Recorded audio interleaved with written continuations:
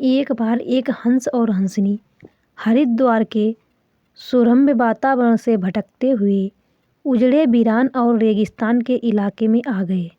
हंसनी ने हंस को कहा कि किस उजड़े इलाके में आ गए हैं। यहाँ ना तो जल है, ना जंगल और ना ठंडी हवाएं हैं। यहाँ तो हमारा जीना मुश्किल हो जाएगा।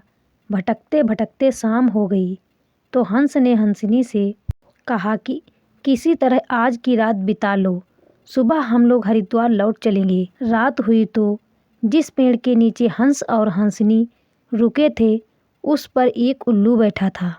वह जोर से चिल्लाने लगा।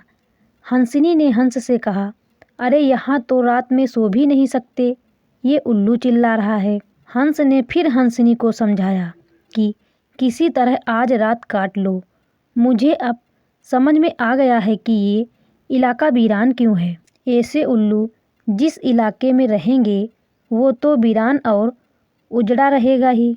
पेड़ पर बैठा उल्लू दोनों की बातें सुन रहा था। सुबह हुई, उल्लू नीचे आया और उसने कहा कि हंस भाई, मेरी वजह से आपको रात में तकलीफ़ हुई, मुझे माफ़ कर दो। हंस ने कहा, कोई बात नहीं भैया, आपका धन्यवाद। यह कहकर जैसे ही हंस अपनी हंसनी को लेकर आगे बढ़ा, पीछे से उल्लू चिल्लाया, अरे हंस, मेरी पत्नी को लेकर कहाँ जा रहे हो। हंस चौंका। उसने कहा, आपकी पत्नी? अरे भाई, यह हंसनी है, मेरी पत्नी है, मेरे साथ आई थी, मेरे साथ जा रही है।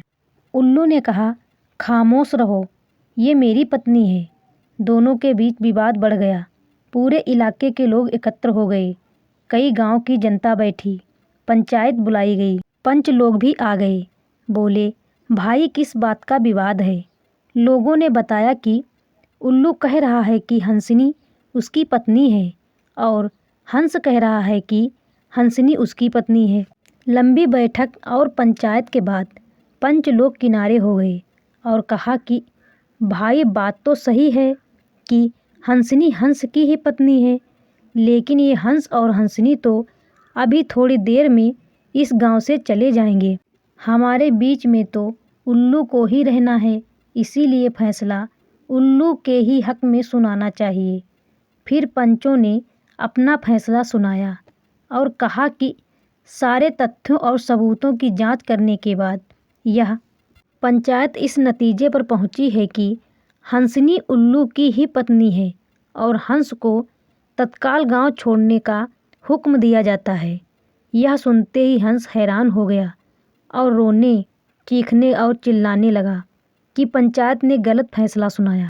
उल्लू ने मेरी पत्नी ले ली। रोते चीखते जब वह आगे बढ़ने लगा तो उल्लू ने आवाज़ लगाई, ये मित्र हंस रुको।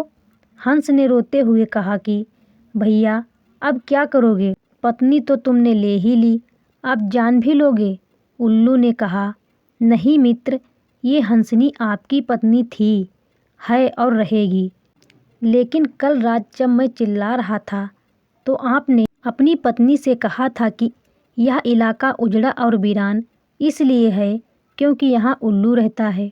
मित्र, ये इलाका उजड़ा और वीरान इसलिए नहीं है कि यहाँ उल्लू रहता है।